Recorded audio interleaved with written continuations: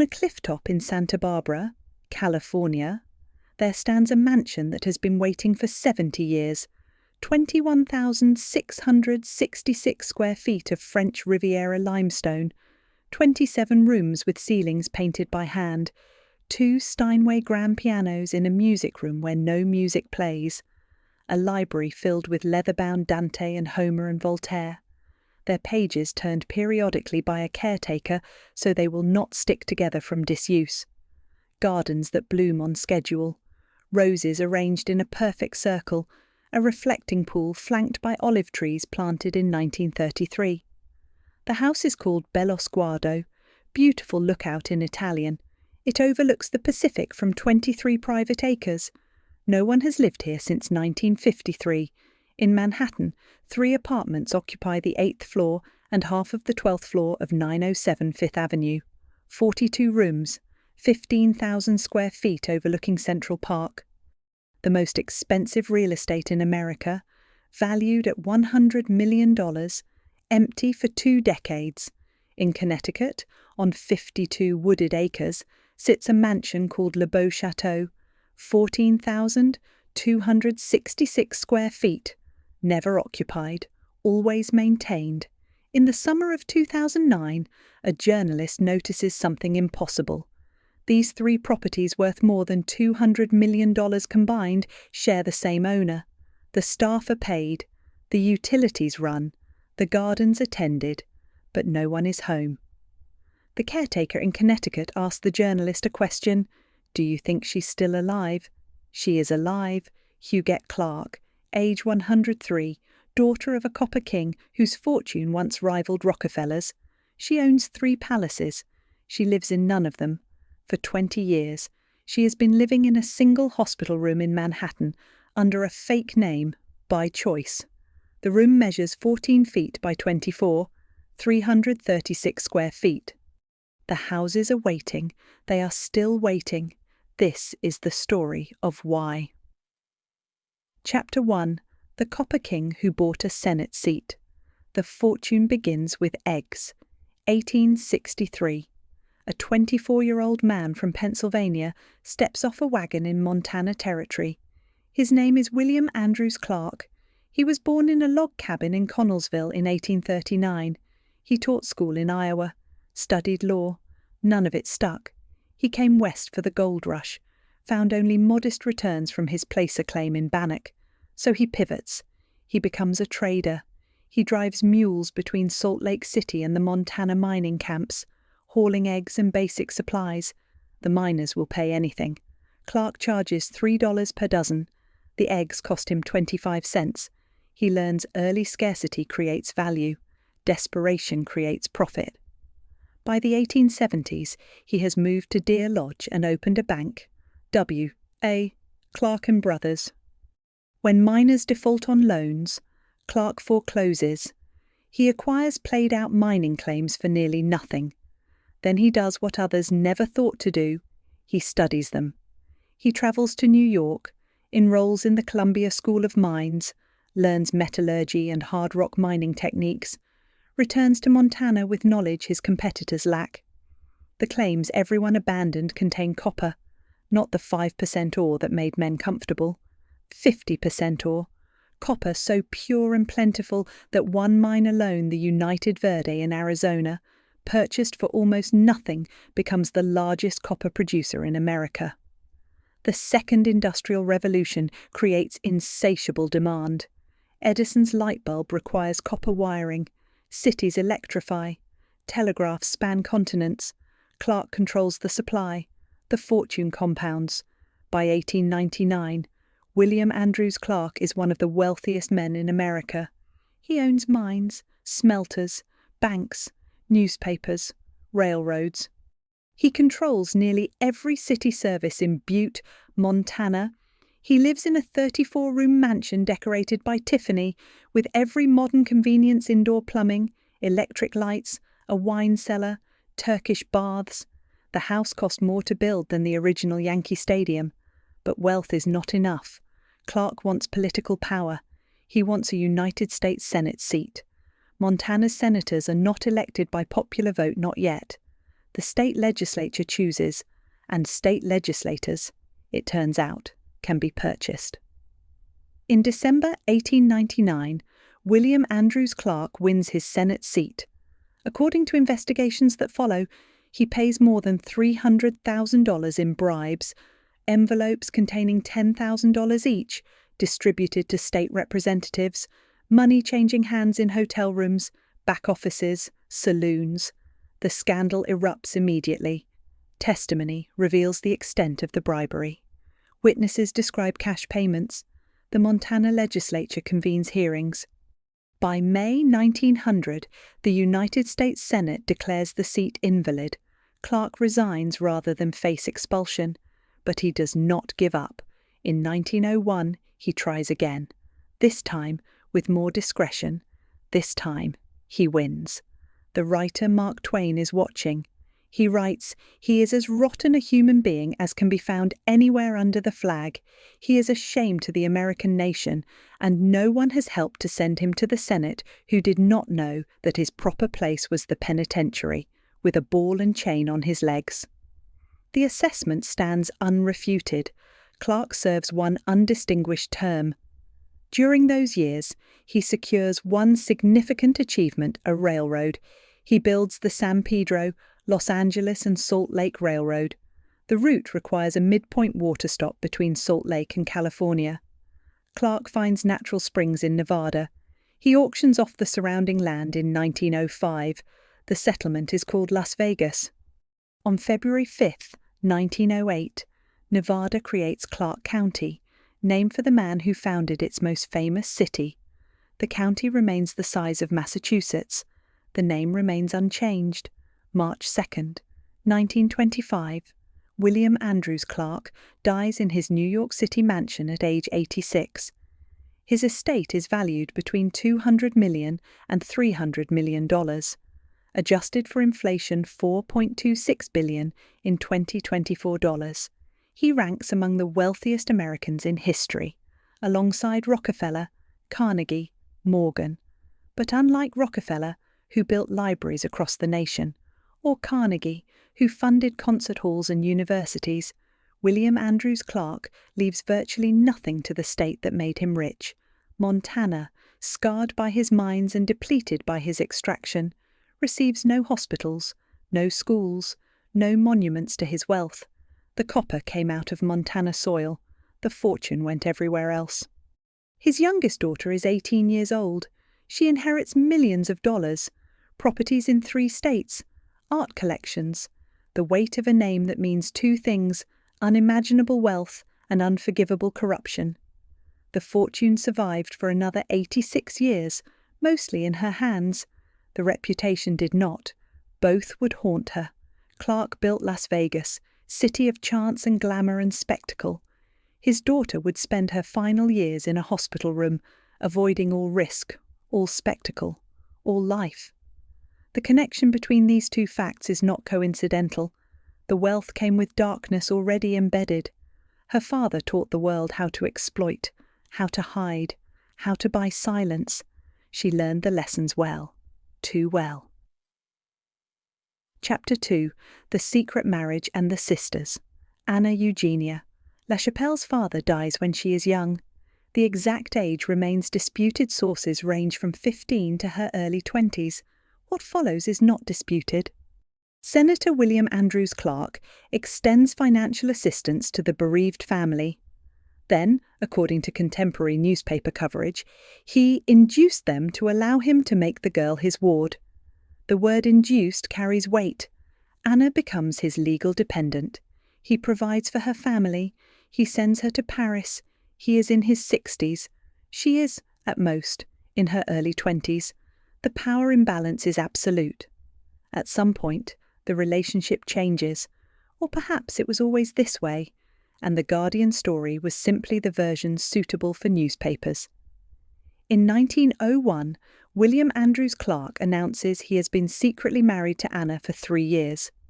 They already have a 2-year-old daughter named Andrée. Manhattan society reacts with shock. A senator, one of the richest men in America, married in secret to a woman 40 years his junior. No marriage record is ever produced, no certificate surfaces. The legality remains unclear, but they have children. That much is undeniable. On June 9th, 1906, Anna gives birth to their second daughter in Paris. They name her Huguette Marcel Clark. Her father is 67 years old. Her mother is 28. The birth takes place in the 16th arrondissement, among embassies and elegant boulevards. The scandal follows them across the ocean. Whispers about Anna's origins, questions about the marriage, gossip about the age difference. Huguette grows up hearing none of it directly, but feeling all of it. Childhood in Paris is gilded and strange. The Clarks keep an apartment on Avenue Victor Hugo. They travel. They return to America periodically. In 1912, they book passage on a ship. The ship is Titanic, not the maiden voyage that will sink in the North Atlantic on April 15th, killing 1,500 passengers. The Clarks hold tickets for the return voyage, the voyage that never happens. Decades later, someone asks Huguette about it. She responds with characteristic understatement, "We took another boat." August 1914. The family is in Paris when war breaks out. The United States State Department lists them as well-known Americans whose safety is at risk. Borders close. Banks refuse to honor foreign checks. The Clarks, accustomed to limitless credit, find themselves temporarily stranded without liquid currency. 8-year-old Huguette and her sister Andrée solve the problem. They break open their piggy banks. Inside gold coins, gifts from their wealthy father, enough to purchase the family's passage to Le Havre. They escape France as the German army advances. By 1917, the family settles permanently in New York. They move into 962 Fifth Avenue at 77th Street. The mansion Senator Clark commissioned spans 6 floors, 121 rooms, multiple staircases, a ballroom, a conservatory. Servants' quarters occupy an entire floor. The house cost more to build than the original Yankee Stadium. Newspapers call it Clark's Folly too large, too ornate, too much. Inside this palace, Huguette attends the Spence School. She takes violin lessons. She paints. She lives surrounded by French tutors and music teachers and maids.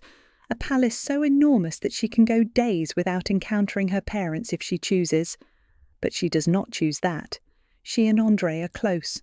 2 sisters in a house full of rooms and empty of other children. October 11th, 1919. Andrée complains of a headache, then fever, then her neck stiffens. Spinal meningitis moves quickly in 1919. There are no antibiotics, no treatments beyond comfort. Andrée Clark dies 1 week before her 17th birthday. She is 16 years old. Her father has already buried 3 children from his first marriage. His first wife died of typhoid in 1873. He is 80 years old now. He has spent a lifetime accumulating wealth, building empires, buying power. None of it can save his daughter.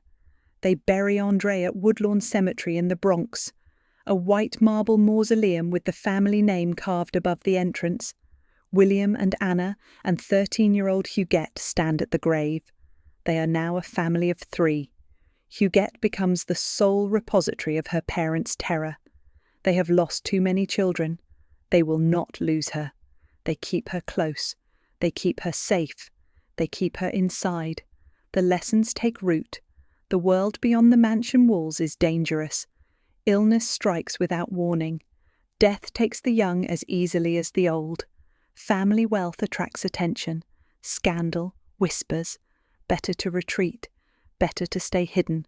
Better to remain where they can protect you. Everyone she loves leaves eventually. Her sister is gone. Her father is 80 and failing. Her mother clings to her remaining daughter with the grip of someone who has already lost too much. The seeds are planted. They will grow in darkness for the next 92 years. Chapter 3, 907, Fifth Avenue, The Apartment That Became a World. March 2nd, 1925. William Andrews Clark dies in the mansion at 962 Fifth Avenue. His youngest daughter is 19 years old. She inherits millions of dollars, properties across 3 states, a portion of the largest copper fortune in American history. She and her mother leave the mansion with its 121 rooms. They move 13 blocks south to 907 Fifth Avenue at 72nd Street, an Italian Renaissance palazzo-style building, 14 stories of limestone and elegant restraint. They rent the penthouse on the 12th floor. This is the trend among Manhattan's elite in the 1920s, abandon the sprawling private mansions for exclusive apartment buildings with doormen, elevator operators, and maintenance staff, less ostentatious, more manageable, safer. The penthouse is vast by any standard, multiple bedrooms, drawing rooms, space for servants, but it is not enough. Over the next 3 decades, Anna and Huguette expand. First they take the entire 12th floor, then they acquire the entire 8th floor. Eventually they occupy 3 separate apartments totaling 42 rooms across more than 15,000 square feet. They are not buying more space because they need it. They are buying more space to ensure no one else occupies it. The library stretches 30 feet. Shelves from floor to ceiling hold leather-bound volumes, Dante, Homer, Virgil. The books are periodically turned by staff to prevent spine damage from sunlight. No one reads them. The drawing room runs 40 feet. French antiques, Venetian silk, oriental carpets layered on hardwood floors, crystal chandeliers hang from plaster medallion ceilings. The room is kept immaculate. Dust does not exist here. Neither do guests. The living room another 40 feet. Walls painted in muted tones. Windows face Central Park. Heavy drapes remain drawn. The view exists theoretically. Music rooms contain 2 Steinway grand pianos, 2 concert harps, sheet music organized by composer. Huguette plays occasionally. The instruments are tuned monthly whether she plays or not. Bedrooms multiply, each appointed with linens changed weekly.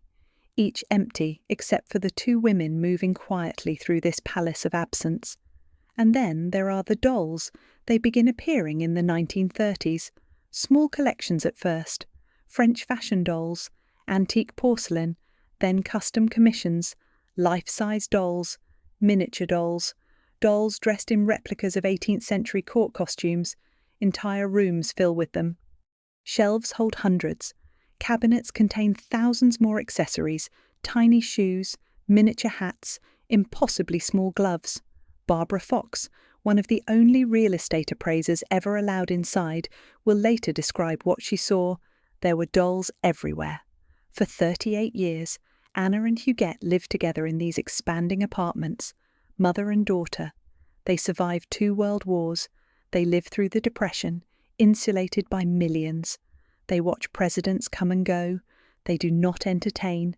They do not attend social functions. They do not leave unless absolutely necessary. They are unusually close. Some call it devoted. Some call it codependent. The distinction does not matter to them. They have survived loss before Andre's death, William's death, the death of Anna's entire youth when she became Clark's ward. They will not lose each other. August 11th, 1930. A photographer in Reno, Nevada captures Huguette's image during her divorce proceedings. She is 24 years old, dark hair styled in the fashion of the time, eyes that look directly at the camera without quite connecting. It is the last photograph ever taken of her. 81 years will pass before she dies in 2011. No camera will capture her again. Not at 40, not at 60, not at 80. She will age invisibly, unseen, unrecorded. The 1950s arrive. 907 Fifth Avenue converts from rental apartments to a cooperative. Anna and Huguette purchase all 3 units they have been renting. The apartments become permanent, legally theirs, inescapably theirs. October 11th, 1963. Anna Clark dies at age 85. Huguette is 57 years old. For the first time since childhood, she is alone. The apartments do not shrink. They remain 42 rooms, 15,000 square feet. But Huguette's world contracts to perhaps 15 feet the distance from her bedroom to her favourite chair by the window she never opens. As the apartments expanded, her world disappeared. Each new room acquired represented one less reason to venture outside. The library meant she need not visit bookstores. The music rooms eliminated the need for concert halls. Eventually, the apartments contained everything except a reason to leave. 907 Fifth Avenue was not just an address. It became a fortress, a sanctuary, a meticulously maintained monument to retreat, and eventually, unmistakably, a prison. The walls were silk-covered, the floors were marble, the doors were locked from the inside. By 1991, when she finally left for the hospital, she had not been outside those walls in decades. The question is not why she left. The question is why she ever thought she might come back. The answer she did not. Chapter 4, 9 Months. The Marriage That Ended in Permanent Retreat. December 1927.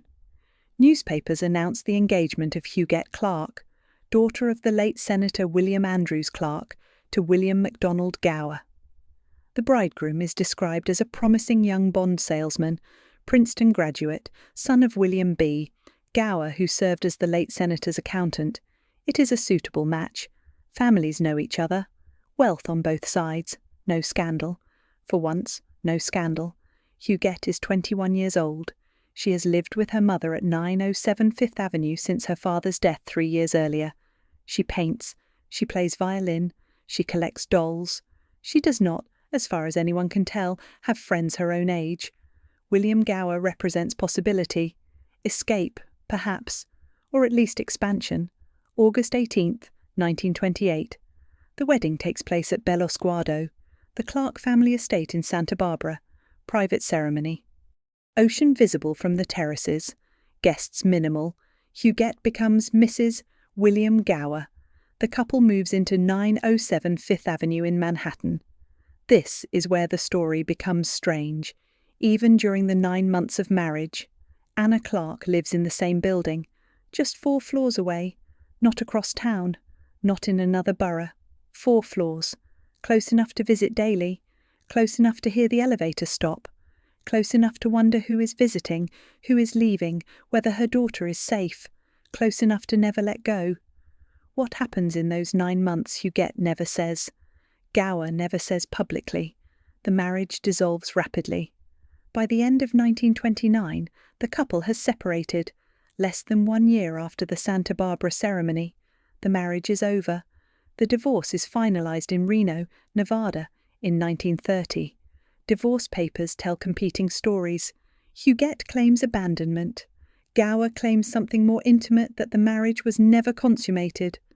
An unconsummated marriage after 9 months together. The terminology is precise. The implication is devastating. What prevented consummation? Fear trauma, inability to separate from her mother. The records do not say. Perhaps Huguette could not transition from daughter to wife. Perhaps Gower could not compete with a woman who had been Huguette's entire world since André died 11 years earlier. Perhaps the marriage was doomed the moment Anna moved into the same building, settling herself 4 floors away like a sentinel. Gower moves on. He remarries. He lives a conventional life. He dies decades later. His brief marriage to one of America's richest heiresses reduced to a footnote in genealogy records. Huguette does not move on. Immediately after the divorce in 1930, she returns to her mother at 907 Fifth Avenue. Not temporarily, not while she considers her options, permanently. She moves back into the apartments that have expanded to accommodate her mother's growing fears and her own shrinking world. Also, in 1930, Huguette purchases a painting, Claude Monet's Water Lilies, painted in 1907. She acquires it in New York. The canvas depicts Monet's garden at Giverny Water, light, reflections, peaceful, contained, beautiful, unchanging. The marriage lasted 9 months. The painting will stay with her for 81 years, until her death in 2011. Perhaps she learns the lesson early: art does not abandon you. Art does not make demands. Art does not require consummation or explanation. Art simply exists, quietly, in rooms you never have to leave. The Morris Hall article mentions one other faulty relationship after the divorce. No details emerge, no names, no dates. Whatever happened, it convinces Huguette that relationships with men are not for her, that intimacy is dangerous, that safety lies in retreat. From 1930 until 1963, Huguette lives with her mother, 33 years. The apartments expand to 42 rooms, the doll collections grow, the outside world continues without them. Anna and Huguette remain inside, protected, isolated, together. The marriage failed. Huguette returned to her mother. She would never again attempt to build a life of her own. She would never again risk intimacy. She would never again place herself in a position where someone could abandon her, reject her, or claim she was not enough. The apartments became her universe. Her mother became her companion. The dolls became her children. The Monet, the painting she bought the year her marriage ended, hung on the wall, reminding her that some beauty never changes, never demands, never leaves. The next time Huguette Clark left 907 Fifth Avenue, it would be 61 years later. She would leave on a stretcher. She would never return. Chapter 5. Bello Sguardo, The Beautiful Lookout, Where No One Looked Out, 1923. Senator William Andrews Clark purchases 23 acres on a hillside in Santa Barbara, California. The property includes 1,000 feet of Pacific Ocean frontage. An Italianate mansion built decades earlier by the Graham family occupies the grounds. Clark pays $300,000. He names it Bello Sguardo, Beautiful Lookout. He dies 2 years later, in 1925, having barely enjoyed it. That same year, the Santa Barbara earthquake strikes. The original house sustains significant damage. Anna Clark makes a decision: demolish and rebuild. She will create something new, something perfect.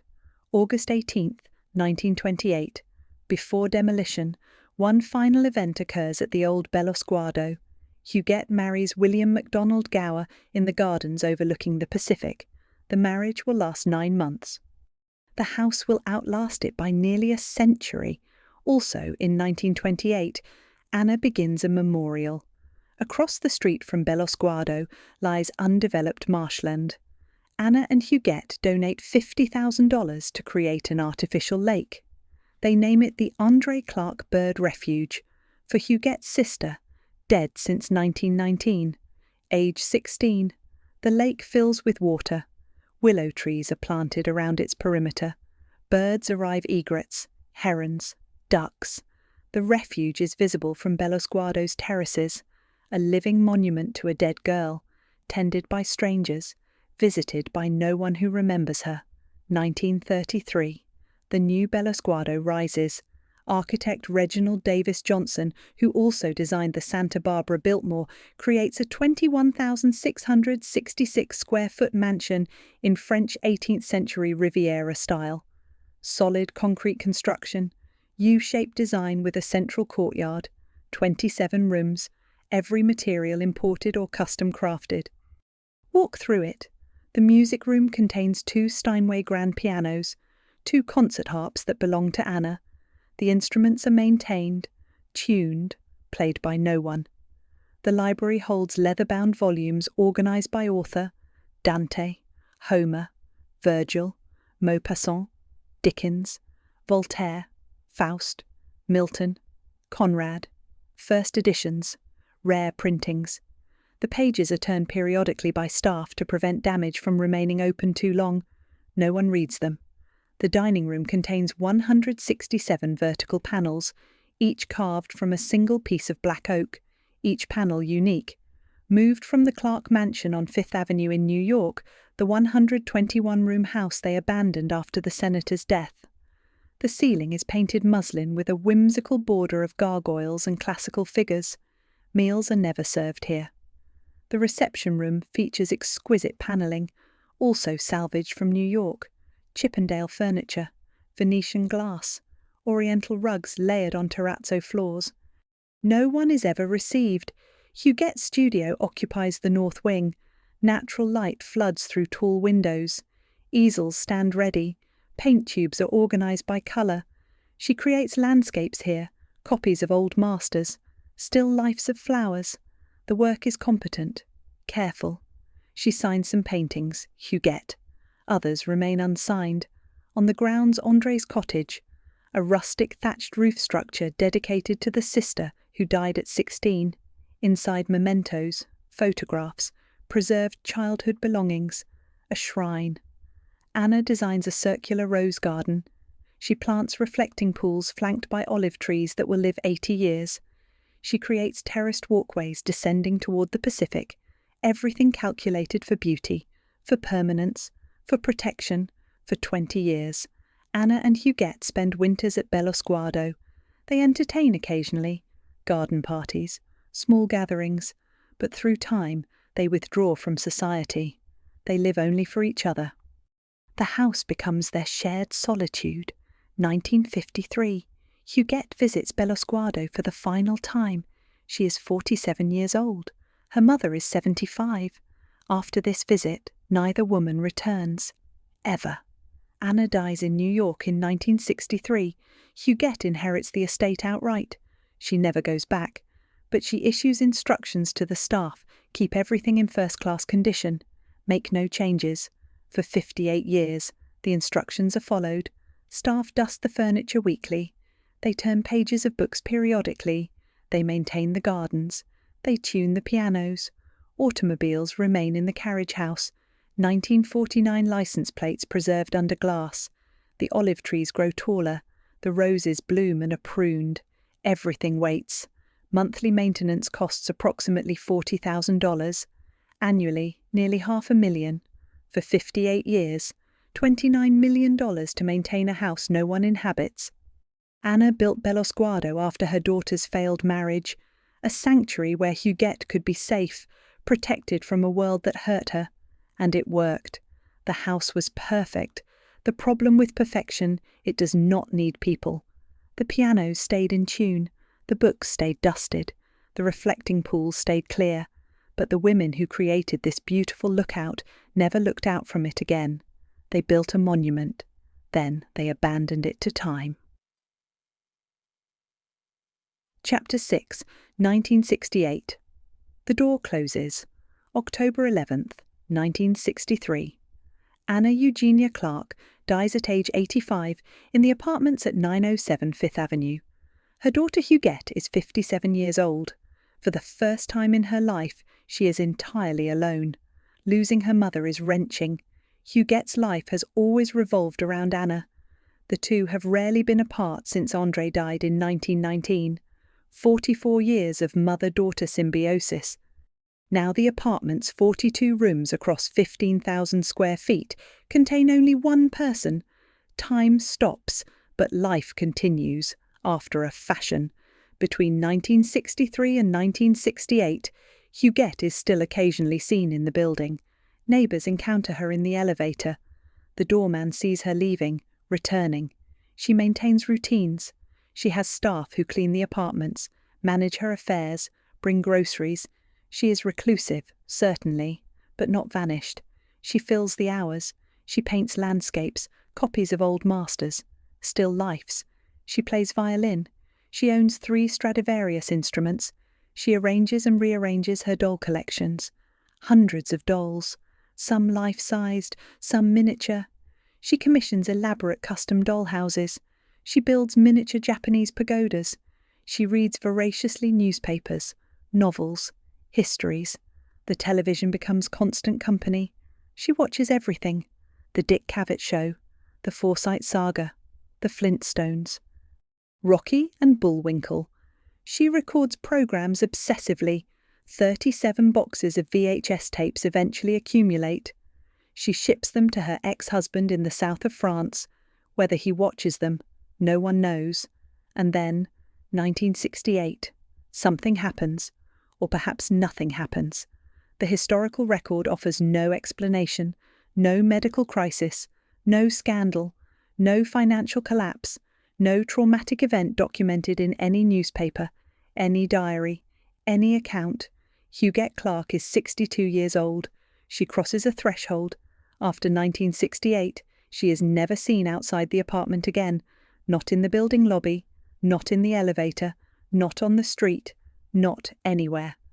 The last person to see her outside those walls was probably a neighbor in the hallway, a doorman holding the elevator, someone whose name we will never know, someone who did not realize they were witnessing a disappearance.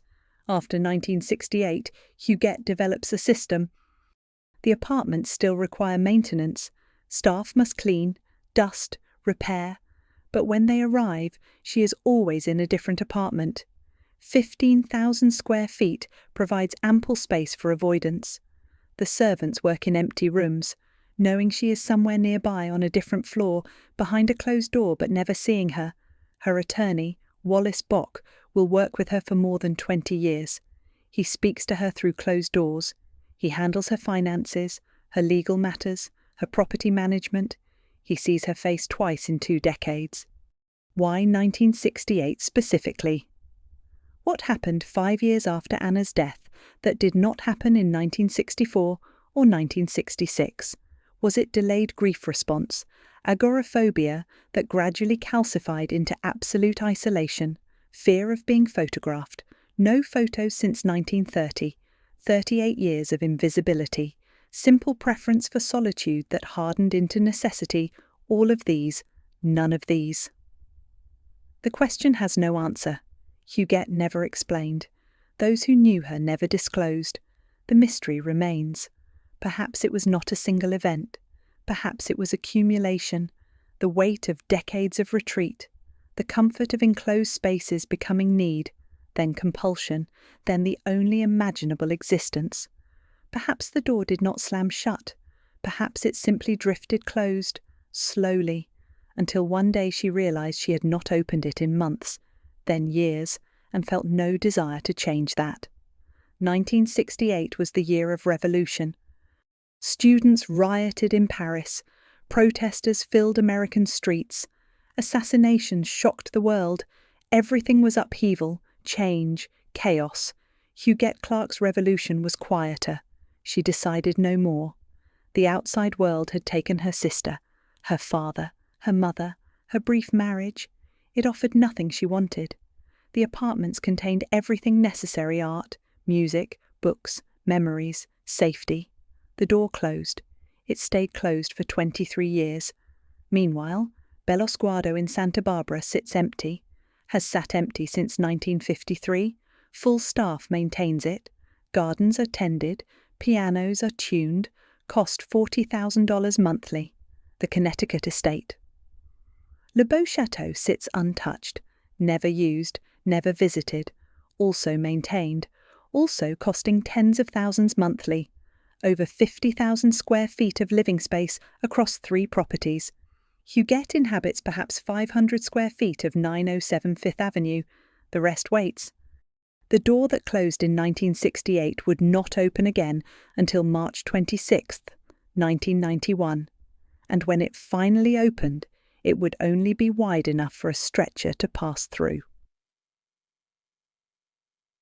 Chapter 7, March 26, 1991, The Stretcher Out of Fifth Avenue, March 1991. Huguette Clark has not seen a doctor in more than 20 years. She is 84 years old.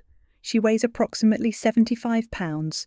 Her face bears multiple lesions, basal cell carcinoma tumours that have gone untreated for years. Eating has become difficult. The tumours disfigure her lips, her cheeks. She makes a phone call. Her friend Pierre gives her his physician's name, Dr. Henry Singman.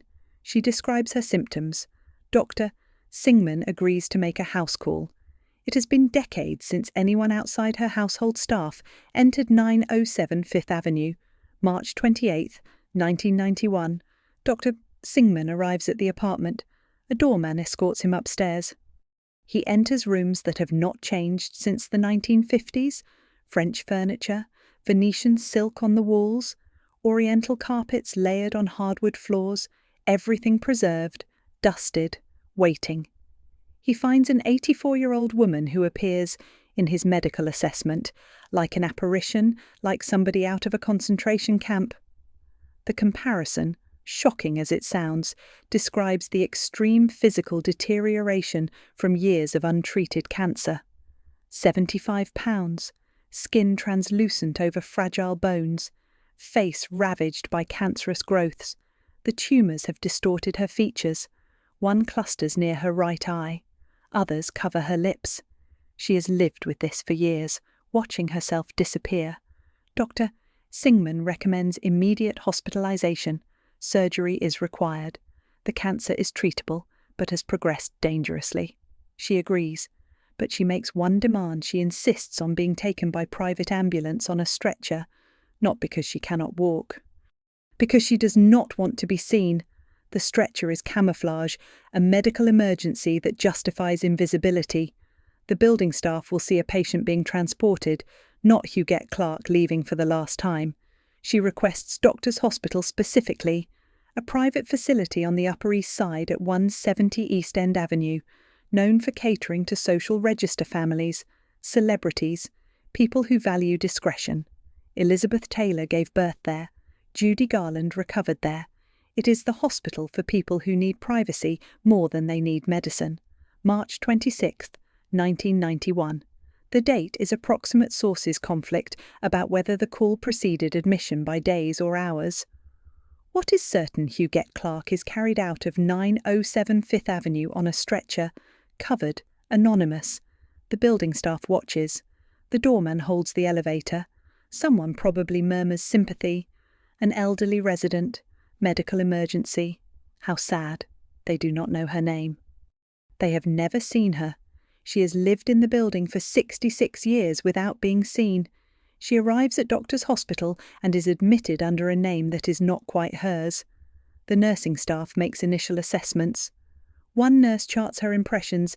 Patient appeared like a homeless person, no clothes, not in touch with the world, had not seen a doctor for 20 years and threw everyone out of the room. Medical diagnosis: basal cell carcinoma requiring surgical intervention. Dr. Jack Rudick performs the surgeries between 1991 and 1992. Tumours are removed from her face. Reconstructive surgery repairs her lips, right cheek, right eyelid. The procedures are successful. Her recovery is complete. Dr. Henry Singman strongly urges that she go home. Huguette refuses. She is, according to medical notes, perfectly happy, content, to remain in the situation she was in. Hospital staff suggest alternatives. Perhaps a hotel with private nursing care while she recuperates. She declines. A nursing home. She finds the idea depressing. She wants to stay here. The hospital is uncertain how to proceed. This is not a medical necessity, but Huguette Clark can pay. The daily rate starts at $829. No insurance company dictates length of stay. She pays cash. Within 2 months, she transitions from patient to indefinite tenant. The Hospital Development Office takes notice. Internal memos circulate. One notes that Clark is reported to be worth $70 million and has no immediate family. Another memo makes the calculation explicit: a quid pro quo. Help us and we will indulge you. Let her stay. She might remember the hospital in her will. Spring 1991. A private healthcare agency assigns a nurse to Huguette's care. Hadassah Perry, registered nurse, mother of 3, from Brooklyn. The assignment is random. Perry expects a temporary case.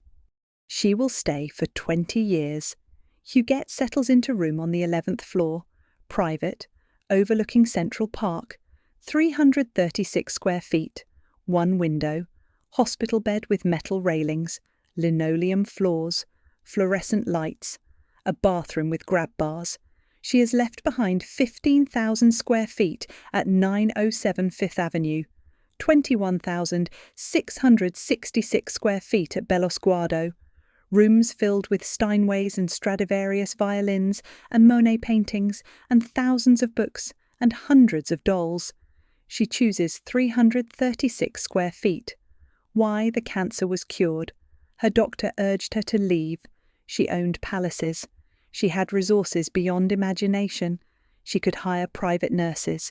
She could return to the silk-covered walls and 40-foot drawing rooms and safety she had known for decades. She chose the hospital instead. Perhaps the apartments held too many ghosts. Perhaps she feared being alone again. Perhaps the hospital offered what her palaces could not staff, who checked on her hourly, nurses who brought meals, doctors who made rounds, the constant hum of institutional care. Perhaps she was hiding. Perhaps she was tired of hiding. Or perhaps she simply realized she had already been living in a hospital for decades. 907 Fifth Avenue was a beautiful hospital, but still a hospital. At least here, no one pretended otherwise. She entered to be healed. She stayed because she was broken in ways surgery could not fix. Chapter 8, Room 1B, 20 years, 7,364 nights, Beth Israel Medical Center, 3rd floor. The door is marked 1B with the name Chase taped over the actual room number. Inside 336 square feet, one window overlooking Manhattan, hospital bed with metal railings, television mounted on the wall, a chair for visitors, fluorescent lights that hum constantly. Harriet Chase lives here. Except Harriet Chase does not exist. The woman in the bed is Huguette Clark. She is 85 years old when she arrives in 1991. She will live here for 20 years, 7,364 nights. The routine becomes life. Morning nurses bring breakfast. She eats sparingly. Vegetable soup, usually. Soft foods. She weighs 75 pounds and never gains much more. The hospital food is supplemented by meals Hadassah brings from home. Mid-morning cartoons, the Smurfs primarily. Also the Flintstones. She watches them every day.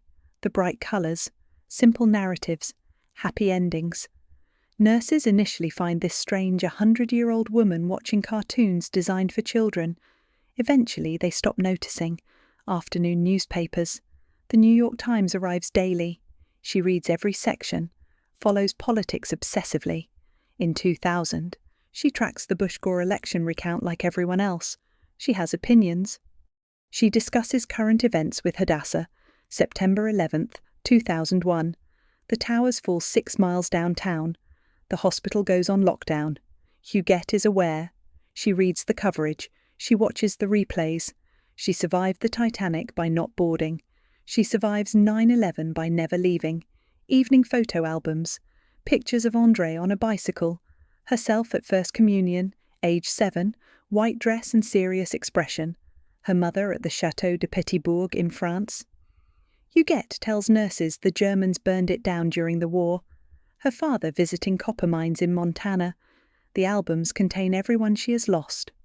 She turns the pages slowly. If she does not want to continue a conversation, she turns on the Smurfs. The nurses learn this signal. The blue creatures appear on screen. The discussion ends. 2006.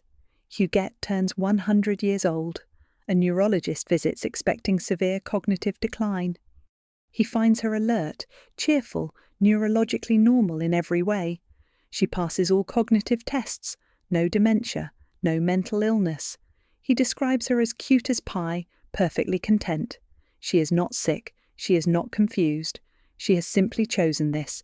Hadassah Perry arrives each morning, 12-hour shifts, 7 days a week, 84 hours weekly for many years. She provides physical care, brings meals, watches television alongside Huguette. They do not merely occupy the same room, they become companions. The routine for Hadassah: work 12 hours at Beth Israel, then commute 1 hour to her home in Brooklyn. At home, she washes Huguette's hospital gowns because Huguette dislikes how the hospital laundry smells. She prepares vegetable soup to replace hospital meals. She cannot put the job out of her mind. Every night, the phone rings in the Perry household. Huguette calls to ensure Hadassah arrived home safely. To wish her good night, Hadassah's 3 children often answer. The soundtrack of their childhoods becomes Huguette's high-pitched voice asking for their mother. They grow up knowing Madame exists but never meeting her. For the Perry children, their lives divide before their mother began working for Huguette in 1991, and before their mother was present. After, she all but vanishes into 12-hour shifts and nightly phone calls and the invisible demands of an invisible woman. 1993. Hadassah's basement floods. She mentions it to Huguette. Huguette suggests they move, offers to help, writes a check for $450,000, later $525,000 for a new house, 3,676 square feet, nearly 3 times the size of their old home, 3 blocks away. Hadassah's husband Daniel does not know the price range, does not know if Huguette will pay for the entire house until closing. She does. That purchase begins Hadassah's transition into one of the highest paid nurses in human history. The gifts escalate. 20 years of tuition for 3 children, private schools, extracurricular activities, medical bills, taxes, luxury cars, a $200,000 Bentley, 3 documented checks for $5 million each. Total gifts to the Perry family while Huguette is alive, $31,906,074.81, late 2004. A serious disagreement occurs between Huguette and Hadassah. The nature of it is never disclosed. Hadassah takes time off. Weeks pass. Eventually she returns. Like family members, they have their spats. Meanwhile, the empty properties wait.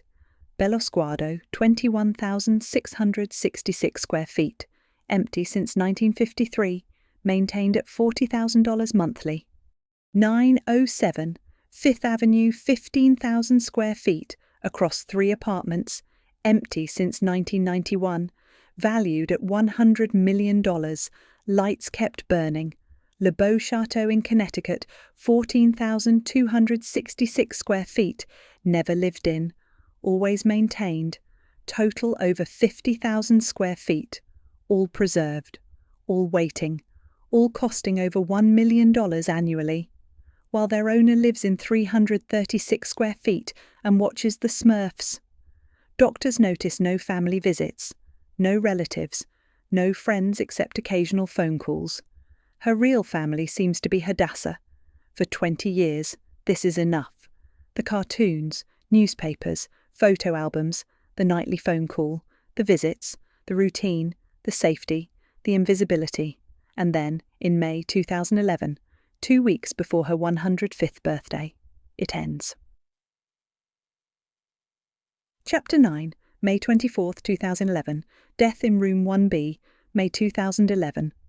Huguette Clark is moved from her room to the intensive care unit. She has lived at Beth Israel Medical Center for 20 years. Now she is dying. The hospital transfers her to hospice care, a private room, dim lights, morphine for comfort. Hadassah Perry sits beside the bed. She has been here for 20 years, 12 hours daily, 7 days weekly, the nightly phone calls, the vegetable soup, the laundered hospital gowns, the $31 million in gifts. Whatever their relationship was, employer and employee, benefactor and recipient, friends, family, it ends here. May 24th, 2011, Huguette Marcel Clark dies at age 104. 2 weeks before her 105th birthday, she requested no funeral, no priests. A Catholic priest is summoned anyway for last rites. Only Hadassah is present at the end. No family arrives. Most do not know where she is. She lived under fake names for decades, Harriet Chase most recently. Some relatives do not know she has been in a hospital. Some do not know she is dying. Some are not informed until after. May 26th, 2011, 2 days after death, mourning burial at Woodlawn Cemetery in the Bronx. The ceremony occurs before the cemetery gates open to the public. Private, quick, no mourners, no flowers, no eulogy. She is entombed in the family mausoleum, section 85, white marble structure with Clark carved above the entrance. Inside her father, William Andrews Clark, dead since 1925, her mother Anna, dead since 1963, her sister Andre, dead since 1919 at age 16. The family has been waiting 92 years. Now they are together, 4 people in marble silence. The mausoleum door closes. The cemetery opens for the day.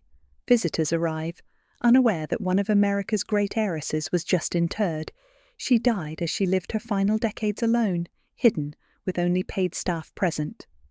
The estate totals over $300 million. Bellosguardo, 21,666 square feet, empty since 1953, worth approximately $100 million. 907 Fifth Avenue 3 apartments, 15,000 square feet, valued at $100 million. Le Beau Chateau in Connecticut, 14,000 square feet, never inhabited. Art collection Monet, Renoir, masterworks accumulated over decades. Doll collection valued at nearly $2 million. Furniture, jewellery, securities, cash, and 2 wills. March 2005. The first will is signed. Straightforward. Huguette leaves her entire estate to relatives, great-grandchildren and great-great-grandchildren descended from her father's first marriage. 19 people. Total. None of whom she has seen since 1957. Most she never met. But they are family. The will acknowledges this. April 2005. 6 weeks later. A second will is signed. This one cuts out all relatives entirely, explicitly, emphatically. They should receive nothing. Instead, Bellosguardo becomes the Bellosguardo Foundation for the Arts. The Corcoran Gallery receives her Monet water lilies, purchased in 1930, kept 81 years plus $10 million cash. Beth Israel Medical Center receives $1 million. Her goddaughter receives the Fifth Avenue apartments, various bequests to staff, caregivers, substantial amounts to her nurse, attorney, accountant. The relative she excluded last saw her 54 years before her death. Most never knew her at all. They are strangers bearing the Clark name. She chose to leave them nothing. They will challenge the second will. 19 relatives claim she was mentally ill, defrauded, manipulated. The woman who watched the Smurfs and collected dolls could not possibly have been competent. They want what the first will promised. The legal battle will consume 3 years, cost millions. Expose everything. Consider the span of history contained in one family. William Andrews Clark was born in 1839 during the presidency of Martin Van Buren, the 8th president. He was 22 when the Civil War began. His youngest daughter was born in 1906 under Theodore Roosevelt, the 26th president, 170 years after William's birth. Huguette was still alive at age 103 under Barack Obama, the 44th president. From the California gold rush to the iPhone, from horse-drawn carriages to the International Space Station, from the first transatlantic telegraph to the Internet, she lived through all of it. 2 world wars, the Depression, the atomic age, the moon landing, 9/11. And she spent the last 20 years watching cartoons in a hospital room, having chosen invisibility over legacy, safety over engagement, absence over presence. The woman who owned 3 palaces was buried quickly, quietly, before dawn, before anyone could see, not because she was unloved, but because she had spent so long making sure no one could find her. Even in death, she remained hidden. The obituaries would run later that week. By then, she was already entombed, already vanished, as she always wanted. The mausoleum in Section 85 contains 4 bodies. None of them lived the lives they might have lived. The copper king who bought power but never respect. The young bride who became a ward, then a widow. The sister who died at 16. And Huguette, who survived them all by disappearing. Chapter 10. The Trial That Never Was. The will is filed. The estate totals over $300 million. 19 distant relatives discover they have been cut out entirely. They are great-grandchildren and great-great-grandchildren of William Andrews Clark from his first marriage to Kate Stauffer, who died of typhoid in 1873. Most never met Huguette. The last family gathering where she appeared was 1957, 54 years before her death. Some were not yet born when she disappeared from view. They challenged the April 2005 will. They claim Huguette was mentally ill, defrauded, manipulated by her nurse, attorney, and accountant. They present evidence she watched the Smurfs. She collected hundreds of dolls. She spent decades as a recluse. She gave away $31 million to a nurse. She lived in a hospital room for 20 years while owning 3 mansions. Clearly, they argue, she was incapacitated.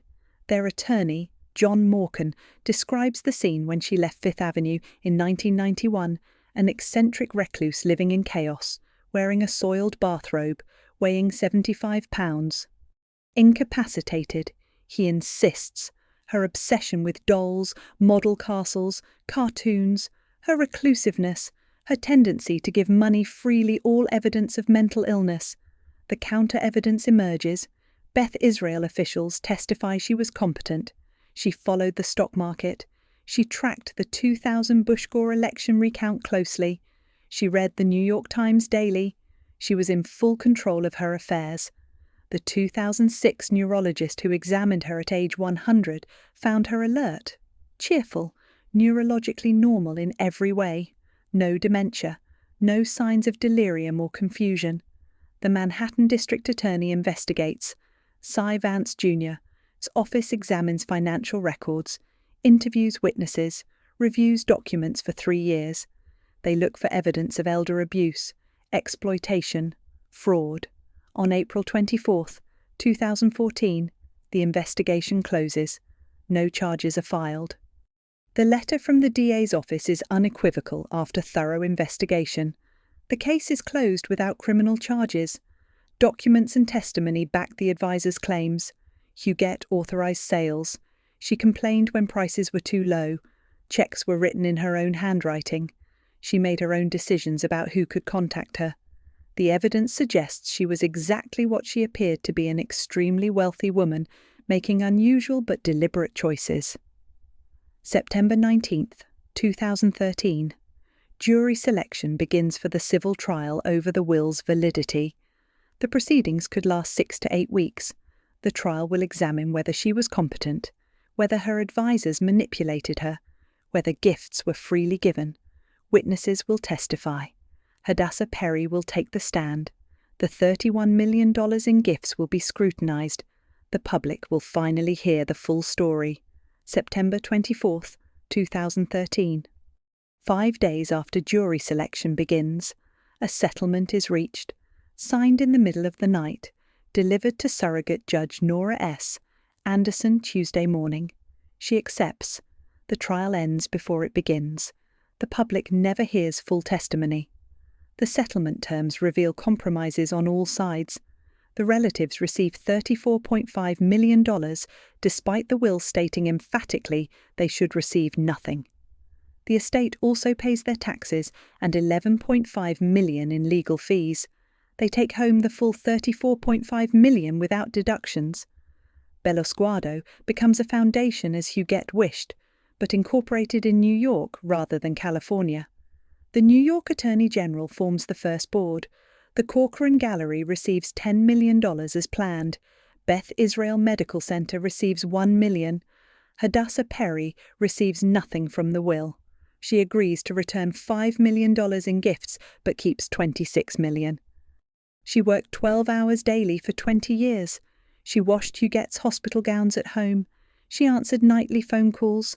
Her children grew up hearing Madame's voice. The question of whether this was devotion or employment remains unanswered. $26 million suggests it was both, or neither, or something with no name. Wallace Bock and Irving Kamsler received nothing. They were set to receive $500,000 each and appointments as executors, which would have paid approximately $3 million each. They lose everything, but they face no criminal charges. Their law firm, Holland and Knight, receives $11.5 million in fees. Total legal fees approximately $25 million, enough to pay for 20 years in a hospital room at $1,200 per day. The settlement means we never learned the truth. The trial would have examined every gift, every check, every moment of the 20-year relationship. It would have asked, was this love or exploitation, friendship or employment? The jury would have decided. Instead, both sides settled. Everyone got something. No one got everything. And the truth about those 20 years remains forever ambiguous. The properties are sold or converted. The penthouse at 907 Fifth Avenue sells in July 2012 for $25.5 million to hedge fund manager Boaz Weinstein. Apartment 8W sells in November 2012 for $22.5 million to financier Frederick Eiserman. Apartment 8E sells in October 2013 for $6.8 million. Total from Fifth Avenue Apartments over $54 million. For spaces that sat empty 20 years while their owner lived in a hospital room 6 miles away. The doll collection is partially preserved for display at Bello Sguardo. The rest is auctioned in January 2020, raising nearly $2 million for the foundation. Hundreds of dolls that kept Huguette company for decades are dispersed to collectors worldwide. 2 books are published. Empty Mansions by Bill Dedman and Paul Clark Newell Jr. in 2013 becomes a #1 New York Times bestseller. The Phantom of Fifth Avenue by Merrill Gordon follows in 2014. Film rights are optioned. HBO considers a series. The story attracts attention because it confirms what people suspect: vast wealth does not guarantee happiness. Sometimes it guarantees the opposite. Chapter 11. The House That Waited. 2023, 70 years after Huguette's last visit. The doors of Bello Sguardo open to the public for the first time since 1953. Tourists arrive. They purchase tickets. They follow docents through rooms that have been waiting 7 decades. Everything is preserved exactly as Anna and Huguette left it. The staff followed orders: keep everything in first-class condition, make no changes, walk through it now. The music room contains 2 Steinway grand pianos. Anna's 2 concert harps stand silent. The instruments are maintained, tuned quarterly. No one plays them. Visitors are not permitted to touch. The harps that Anna brought from France, that she played while Huguette practiced violin, exist now only as objects. The music is gone. The library holds leather-bound volumes on floor-to-ceiling shelves. Dante, Homer, Virgil, Maupassant, Dickens, Voltaire, Faust, Milton, Conrad, first editions, rare printings. The houseman still periodically turns pages to prevent damage from remaining open too long, as he has done for 70 years. No one reads them. They are preserved, not used. Museum pieces in a house that is now a museum. The dining room displays 167 vertical panels of black oak. Each panel unique, carved from a single piece of wood, moved from the Clark Mansion in New York after the senator's death. The painted muslin ceiling shows whimsical gargoyles and classical figures. The table could seat 14. It never did. Not after 1953. Now it seats no one. Velvet ropes keep visitors at a distance. Huguette's studio occupies the north wing. Natural light floods through tall windows. Her paintings hang on walls, models in elaborate historical dress.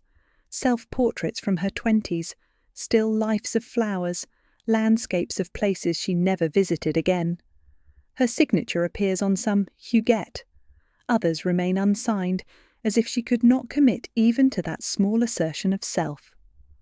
Above the library fireplace, André's portrait.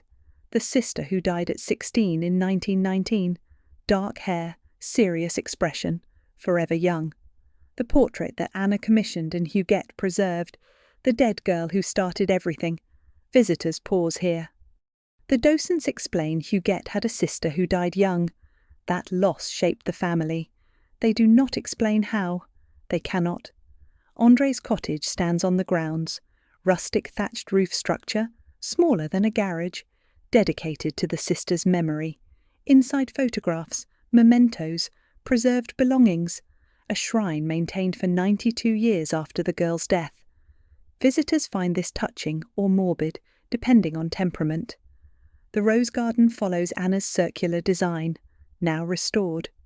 The reflecting pool is flanked by olive trees planted in the 1930s, 90 years old now, gnarled and productive. The terraced walkways descend toward the Pacific. The view remains unchanged. Ocean, sky, Channel Islands in the distance, the beautiful lookout. Visitors stand on the terrace where Huguette stood in 1953. They see what she saw. They photograph what she turned away from. They marvel at the beauty she abandoned. The docents explain she never came back. For 58 years, this sat empty. For 58 years, staff maintained everything for an owner who never returned. Visitors ask why. The docents have no answer. Neither do historians. Neither did Huguette. The carriage house preserves automobiles from 1933. The 1949 license plates have been removed for conservation, but the vehicles remain Packards, Cadillacs, relics of an era when Huguette still travelled, still moved through the world. They have not been driven since the early 1950s. They will never be driven again. They are museum pieces now, like everything else. The numbers tell the story more clearly than words. 104 years old at death, 20 years in hospital rooms, 58 years since the last visit to Bellosguardo, 43 years since she last left the Fifth Avenue apartment, 81 years between the last photograph and her death. 3 mansions totaling 50,932 square feet, all sitting empty, over $1 million annually in maintenance for properties she never visited. 336 square feet, the hospital room she chose instead. 7,364 nights in that room. The house is more alive now than it was for 70 years. Tourists walk where Huguette refused to walk. Strangers admire art she turned away from. The beautiful lookout finally has people looking out from it. Children run through gardens where no children played since the 1940s. The pianos remain silent, but the rooms echo with voices. The house has purpose now. It teaches. It preserves. It tells a story about wealth and loss and isolation. Anna built it after her daughter's marriage failed. A sanctuary. A place where Huguette could be safe, protected from a world that hurt her. It worked too well. Huguette was so safe there she never needed to return. What we will never know why she really divorced after 9 months. What happened in 1968 that closed the door forever? Why she chose a hospital over mansions in 1991? Whether the people around her were friends or exploiters? If she was happy in isolation or simply too afraid to leave? What she thought about during 20 years in that room? Whether she regretted not returning? If the last thing she saw was the hospital ceiling or something else entirely a memory, perhaps of sunlight on the Pacific, of her mother playing harp, of her sister on a bicycle before meningitis killed her. The most expensive form of storage in history, 3 mansions maintained for decades to house memories. 2025.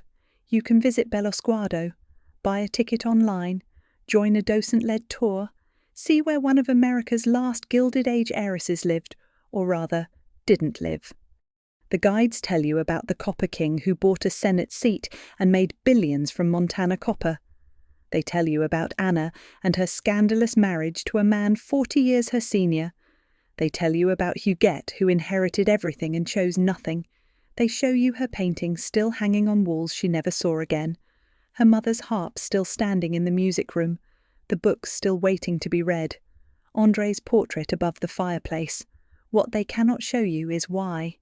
Why all this beauty sat empty while its owner lived in a hospital room. Why she maintained 3 palaces she never visited. Why she gave away $31 million to a nurse but would not go home. Why she chose 336 square feet over 50,000 square feet. Why she watched the Smurfs instead of the Pacific sunset. Why she hid for 81 years. Marjorie Merriweather Post built Mar-a-Lago and filled it with hundreds of guests, endless parties, gatherings of the wealthy and powerful. She used her fortune to gather people. Huguette Clark built nothing, hosted no one, and disappeared. Both were daughters of Gilded Age fortunes. Both understood wealth could buy anything. Post bought connection, Clark bought distance. In the end, that is the real tragedy. Not that she died alone, she chose that. Not that she lived in isolation, she wanted that. The tragedy is that all the beauty she preserved, all the art she collected, all the houses she maintained, she did it for ghosts. For her dead father who taught her wealth could not buy respect. For her dead mother who protected her too well. For her dead sister who left when Huguette was 13 and never stopped leaving. Bellosguardo means beautiful lookout. But Huguette Clark spent her life looking at nothing at all except hospital walls and whatever memories played behind her eyes. The pianos waited, the books waited, the olive trees grew taller, the roses bloomed and were pruned by strangers. Everything waited for a woman who would never return. The mansions survived, but the woman who preserved them disappeared long before she died. Now strangers walk through rooms she abandoned 58 years before her death. They try to understand. They try to see the woman behind the choices. They try to find Huguette Clark in the spaces she created and rejected. But she is not there. She made sure of that. The only place she existed in her final decades was a hospital room that no longer exists in a hospital that was demolished, under a name that was not hers, watched over by a nurse who received $26 million and the burden of being the only person present when one of America's wealthiest women took her final breath. The houses are no longer empty. Bello Sguardo welcomes thousands of visitors annually.